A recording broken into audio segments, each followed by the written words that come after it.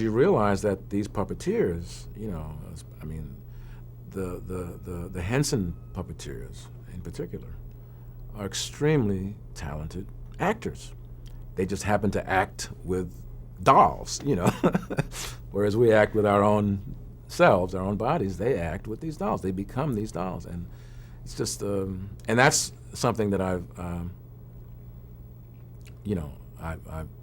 always respected. Once I began to see what they were doing, but I've gained even more and more respect over the years for what they do, and especially since I've seen really established and accomplished actors come on our show, because we've had, there's a who's list of great performers that have come on our show, and many of them really don't get it. They really, I won't name any names, but they'll sit there and like be totally flabbergasted. How am I supposed to act with this thing? And I know the feeling because I felt that way with Oscar for that screen test. So I know the feeling. But quite a few others really do get it, and it's amazing to see how they come in, and they just really, I think of Glenn Close and Lily Tomlin being especially good. Of course, Robin Williams, who can act with anything, But but they're really good actors, these puppeteers, and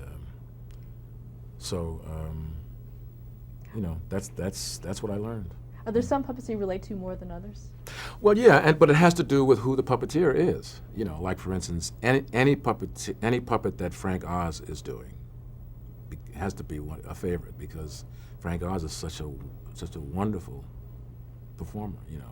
Grover and Cookie Monster and Bert, Miss Piggy, obviously, who's not on our show, but these are characters that are just so colorful and fascinating and funny and clever and quick and able to improvise, like that. So you really have to be on your toes when you're working with any of his characters. Of course, Kevin is one of the best. Elmo. I think the reason people love Elmo is not just because he's so cute, but because Kevin really thinks fast on his feet.